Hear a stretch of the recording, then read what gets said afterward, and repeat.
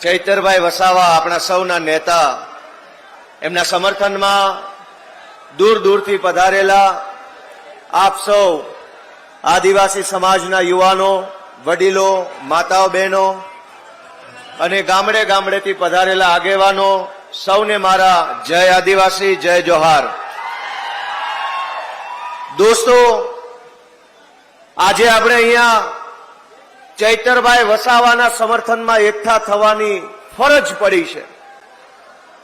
જે ચૈતરભાઈ વસાવાએ આખા ગુજરાતના યુવાનોને હિંમત આપવાનું કામ કર્યું, જે ચૈતરભાઈ વસાવાએ સડકથી લઈ અને વિધાનસભા સુધી અવાજ ઉઠાવવાનું કામ કર્યું, જે ચૈતરભાઈ વસાવાએ ગામડે ગામડે યુવાનોની ફોજ તૈયાર કરી,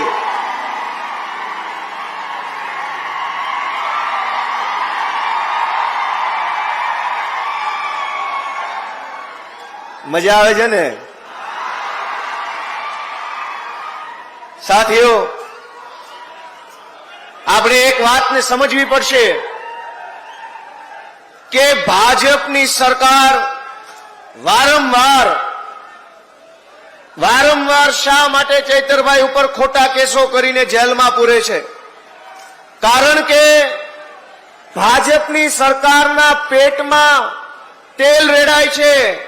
એમને ખટકે છે કે એક નાનો એવો આદિવાસી સમાજનો યુવાન ધારાસભ્ય કેવી રીતે બની ગયો।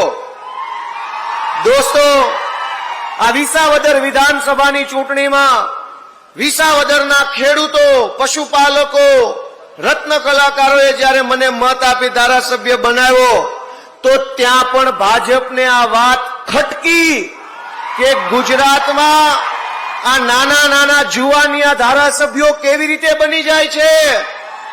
વર્ષો સુધી ભાજપે ગુજરાતમાં એવી રીતે સરકાર ચલાવી કે જે ગુંડા હોય એ ધારાસભ્ય બની શકે, લફંગા હોય એ ધારાસભ્ય બને, બે નંબરિયા હોય એ ધારાસભ્યો બને। ગુજરાતના ઇતિહાસમાં પહેલી વખત આમ આદમી પાર્ટીના માધ્યમથી અરવિંદ કેજરીવાલજીના નેતૃત્વમાં મારી જેવા, ચૈતરભાઈ જેવા નાના પરિવારના છોકરાઓ ધારાસભ્યો બનવા લાગ્યા છે। દોસ્તો, આપણે એટલા સામાન્ય પરિવારના માણસો છીએ, એટલા ગરીબ ઘરના માણસો અમે છીએ, સામાન્ય નાના એવા ગામડામાંથી અમે આવીએ છીએ કે ધારાસભ્યનું સપનું તો બહુ દૂરની વાત છે। જો આમ આદમી પાર્ટી ન હોય, જો અરવિંદ કેજરીવાલ ન હોય તો આ ભાજપ ને કોંગ્રેસ વાળા તો અમને તાલુકા પંચાયતનો સભ્ય ન બનવા દે। દોસ્તો, મુદ્દો એ નથી કે ચૈતર વસાવાએ ગ્લાસ માર્યો કે પથ્થર માર્યો કે ધોકો માર્યો કે આંખ મારી, એ મુદ્દો નથી। મુદ્દો એ નથી કે ગ્લાસ માર્યો કે નહીં, મુદ્દો એ છે કે ચૈતર વસાવાએ ડેડિયાપાડાથી તીર માર્યું અને તીર સરકારની છાતી ઉપર લાગી ગયું છે। એ તીર ભાજપની સરકારની છાતી પર લાગ્યું, આદિવાસી સમાજને જગાડવામાં આવ્યો, યુવાનોનો અવાજ બનવાનું કામ કર્યું, એટલા માટે જેલમાં પૂરે છે। પણ દોસ્તો, ભાજપના 8 પાસ ડફોળ નેતાઓને મારી એટલી વિનંતી છે, ભાજપના 8 પાસ ડફોળ નેતાઓને એટલી વિનંતી છે કે જે નેતાની જગ્યા યુવાનોના દિલમાં હોય એનું જેલ કાંઈ બગાડી શકતી નથી। જેલ મોટી નથી, જનતાનું દિલ મોટું છે અને ચૈતર વસાવાની જગ્યા સમાજના દિલમાં છે। દોસ્તો, આ ચૈતરભાઈ વસાવાની લોકપ્રિયતાની વાત કરું, વર્ષોથી ભાજપમાં, કોંગ્રેસમાં પણ આદિવાસી સમાજના નેતાઓ ચૂંટણી જીતે છે, કોઈ સાંસદ બને, કોઈ ધારાસભ્ય બને। અહીંના આપણા કાકા સાંસદ સભ્ય છે, પણ ભાજપને કઈ વાત ખટકે છે ધ્યાનથી સાંભળજો કે વિસાવદરની ચૂંટણીમાં હું ઉમેદવાર હતો તો ગામડે ગામડેથી એવા ફોન આવતા હતા કે ચૈતરભાઈ ક્યારે આવે છે સભા કરવા અમારા ગામમાં। ચૈતરભાઈની સભાની જાણ થાય, હજારો લોકો ગામના આટલા વર્ષો સુધી એવું હતું કે ભાજપની ટિકિટ પર સાંસદ તો બની જતા હતા, પણ આખા વિસ્તારમાં કોઈ બોલાવતું નહોતું. આ ચૈતરભાઈ વસાવા આદિવાસી સમાજના પહેલા એવા નેતા છે જેની ઇજ્જત, જેનું સન્માન, જેની લોકપ્રિયતા માત્ર આદિવાસી સમાજમાં નહીં, ગુજરાતના એક એક જિલ્લામાં, એક એક સમાજમાં છે દોસ્તો. અને એ વાત ભાજપને ખટકે છે કે એક ડેડિયાપાડાના ધારાસભ્યની લોકપ્રિયતા સૌરાષ્ટ્રમાં, ડેડિયાપાડાના ધારાસભ્યની લોકપ્રિયતા ભુજમાં, કચ્છમાં, ડેડિયાપાડાના ધારાસભ્યની લોકપ્રિયતા ઉત્તર ગુજરાતમાં. આ વાતથી ભાજપને ઊંઘ નથી આવતી, ઊંઘ. પણ દોસ્તો, હું તમને વિનંતી કરવા માટે આવ્યો છું. આપણે ત્યાં એક કહેવત છે કે ન રહેગા બાંસ ન બજેગી બાંસુરી. એટલે કે આ ઘટનાની શરૂઆત ક્યાંથી થઈ? તાલુકા પંચાયતની એક મીટિંગથી આ ઘટનાની શરૂઆત થઈ. કઈક એવું કરો ને કે આવતી તાલુકા પંચાયતમાં ભાજપનો એકેય ચૂંટાય જ નહીં, એટલે ઘો જાય. તાલુકા પંચાયત બનાવો આમ આદમી પાર્ટીની, ડેડિયાપાડામાં, સાગબારામાં, નાંદોદમાં, બધી જ તાલુકા પંચાયતમાં ચૈતરભાઈના નેતૃત્વમાં યુવાનોને ચૂંટણીમાં મત આપી અને જીતાડો, અને આ ચોરી કરનારા લોકોને ઘરે બેસાડો. દોસ્તો, હું તો વિનંતી કરવા આવ્યો છું. ચૈતરભાઈ વસાવાએ, દોસ્તો, એક નેતા જે હોય, બહુ ગંભીર વાત છે કે કોઈ પણ માણસ નેતા બને તો એ બે કામ કરી શકે. એક કે કોઈ રોડ બન્યો, કોઈ નાળું બન્યું, કોઈ ગટર બની, ક્યાંક બ્લોક નખાયા, એ થયા સરકારી કામ. પણ એના કરતા મોટું કામ એ છે કે નેતા પોતાના સમાજને હિંમત આપે, બળ આપે, આત્મવિશ્વાસ આપે અને સમાજને બેઠો કરે લડવા માટે. એ સૌથી મોટું કામ હોય છે. ચૈતરભાઈ વસાવાએ આદિવાસી સમાજને હિંમત આપવાનું કામ કર્યું, આદિવાસી સમાજના યુવાનોને બળ આપવાનું કામ કર્યું. દાહોદ હોય કે ઝાલોદ હોય કે છોટાઉદેપુર હોય કે સાબરકાંઠા હોય, જ્યાં જ્યાં આદિવાસી સમાજ ઉપર અત્યાચાર થયો, અન્યાય થયો, ભ્રષ્ટાચાર થયો, ત્યાં ત્યાં ચૈતર વસાવા ઉભા રહ્યા અને લોકો માટે લડવાનું કામ કર્યું. દોસ્તો, ભાજપને એ વાત ખટકે છે કે આ ચૈતર વસાવા બધે કેમ પહોંચી જાય છે. આ વિસ્તારોમાં વર્ષો સુધી નકલી કચેરીઓ ખોલી આદિવાસી સમાજના વિકાસ માટે જે પૈસા સરકારમાંથી આવતા હતા એ ભાજપ વાળા ખાઈ ગયા. બધુંય મિલીભગતથી ચાલતું હતું. ભાજપ અને કોંગ્રેસના નેતાઓ ભાગબટાઈ કરી આદિવાસી સમાજના અધિકારોના પૈસા ખાઈ જતા હતા. એને રોકવા વાળું, ટોકવા વાળું કોઈ નહોતું. તો ભાજપને મજા આવતી હતી, કોંગ્રેસને મજા આવતી હતી. પણ જેવા ચૈતર વસાવા આવ્યા અને ભાંડા ફૂટવા લાગ્યા તો હાહાકાર મચી ગયો કે આને જલ્દી જેલમાં પૂરો. જો આને જેલમાં નહીં પૂરો તો આ બધો ભાંડો ફોડશે. દોસ્તો, મનરેગા કૌભાંડ 2,500 કરોડ રૂપિયા આદિવાસી સમાજના ખાઈ ગયા. કરોડો રૂપિયા એક તરફ ગરીબ પરિવારમાંથી આવતો વ્યક્તિ હોય, ભણવું હોય, નોકરી જોતી હોય, કંઈક નાનો મોટો ધંધો કરવો હોય, એની પાસે મૂડી નથી, પૈસા નથી. બીજી બાજુ આદિવાસી સમાજના ગ્રાન્ટના પૈસા કરોડો રૂપિયા ખવાઈ જાય છે. એને રોકવા માટે ચૈતરભાઈ વસાવા જેવો આગેવાન વર્ષો પછી આપણને મળ્યો છે. હું તો તમને બધાને વિનંતી કરું છું, મારી તમને બધાને વિનંતી છે કે જ્યારે ગુજરાતના આદિવાસી સમાજને અને આદિવાસી સમાજના નેતા ચૈતરભાઈ વસાવાને જ્યારે મદદની જરૂર પડી છે, ત્યારે દિલ્હી અને પંજાબના મુખ્યમંત્રીઓ મારતા ઘોડે આપણી વચ્ચે આવે છે. દોસ્તો, એક વાર નહીં, બે વાર નહીં, 5 વાર ગુજરાતના ઇતિહાસમાં જોઈ લો, ક્યારેય આદિવાસી સમાજના નેતા માટે મુખ્યમંત્રીઓ આવતા નથી, મંત્રીઓ આવતા નથી. મંત્રી, મુખ્યમંત્રી છોડો, કલેક્ટરો ધ્યાન આપતા નથી. આ ચૈતર વસાવા પહેલા એવા નેતા છે, એનો એક ફોન જાય અને પંજાબથી મુખ્યમંત્રી ડેડિયાપાડામાં આવી જાય છે.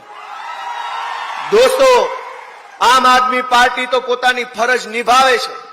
આમ આદમી પાર્ટીને ચૈતરભાઈ જ્યારે આદેશ કરે, જ્યારે માંગણી કરે, ત્યારે આખી આમ આદમી પાર્ટી ચૈતરભાઈ વસાવા અને આદિવાસી સમાજ સાથે ઉભી રહી જાય છે. એના સાક્ષી તમે પોતે છો.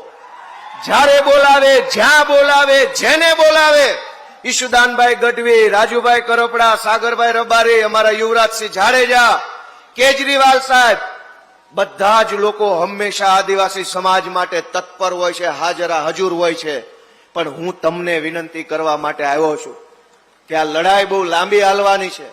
20-20, 30-30 વર્ષોથી જેણે આદિવાસી સમાજને શોષણ કરી અને પૈસા બનાવ્યા છે એ એમ શાંતિથી આસાનીથી માને એમ નથી, અને ભગાડવા માટે હાવણો જોશે મોટો, અને જાડો હાવણો મારવો પડશે. દોસ્તો મિત્રો, આ ભાજપની સરકાર એટલો બધો અન્યાય કર્યો કે અહીંયા જ સરદાર સરોવર ડેમ બન્યો, સ્ટેચ્યુ ઓફ યુનિટી વિશ્વની શાન વધારે છે.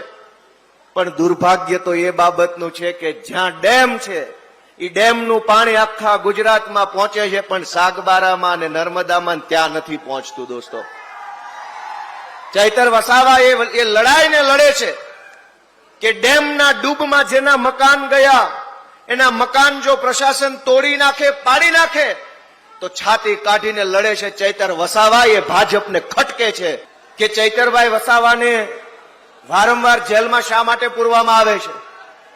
કારણ કે એ લોકોની આંખ ખોલવાનું કામ કરે છે, લોકોને જગાડવાનું કામ કરે છે, ભાજપના અન્યાય અને અત્યાચારની સામે લડવાનું કામ કરે છે. પણ મારે આજે એક વાત પૂરા આત્મવિશ્વાસ સાથે કહેવી છે કે એ વાત અલગ છે કે વિધાનસભાની અંદર બહુમતી ભાજપની છે, પણ સડક ઉપર સમાજમાં બહુમતી ચૈતર વસાવા અને આમ આદમી પાર્ટીની છે. દોસ્તો, વિધાનસભાની બહુમતીથી તમે કોઈને જેલમાં પૂરી શકશો, પણ સમાજની બહુમતી જેની પાસે હશે એ માણસ સમાજ ઉપર રાજ કરશે, જનતા ઉપર રાજ કરી શકશે. દોસ્તો, ચૈતર વસાવા એવા આગેવાન છે કે જેને બહુ જ નાની ઉંમરની અંદર એવડું વિશાળ કામ કર્યું છે, એવડું વિશાળ કામ કર્યું છે કે ગુજરાત તો ઠીક દિલ્હી સુધી એની ધ્રુજારી આવે છે, દિલ્હી સુધી ધ્રુજારી. દોસ્તો, ભાજપથી એ વાત સહન નથી થતી. ભાજપ એમ ઈચ્છે છે કે આદિવાસી સમાજનો યુવાન હોય તો મજૂરી કરવો જોઈએ. ભાજપ એમ ઈચ્છે છે કે લાચારી કરવો જોઈએ આદિવાસી સમાજનો વ્યક્તિ. ભાજપ એમ ઈચ્છે છે કે આ માણસ આગળ ન આવવા જોઈએ. પણ તમે બનાવેલી, તમે જેને આશીર્વાદ આપીને મોટી કરી છે આમ આદમી પાર્ટી, અરવિંદ કેજરીવાલ ઈચ્છે છે કે આદિવાસી સમાજ પૂરા આત્મવિશ્વાસ અને આત્મગૌરવ સાથે જીવવા જોઈએ. આદિવાસી સમાજના યુવાનોને રાજનીતિમાં આવવાની તક મળે, ચૂંટણી લડવાની તક મળે, નેતૃત્વ કરવાની તક મળે, એના માટે થઈ અને દિવસ રાત ચિંતા અને ચિંતન અરવિંદ કેજરીવાલજી કરી રહ્યા છે. દોસ્તો, મારી જેવા, ઈશુદાનભાઈ ગઢવી જેવા, રાજુભાઈ કરપડા જેવા અમે કોણ છીએ? સામાન્ય ગરીબ પરિવારમાંથી, ગામડામાંથી આવતા યુવાનો છીએ.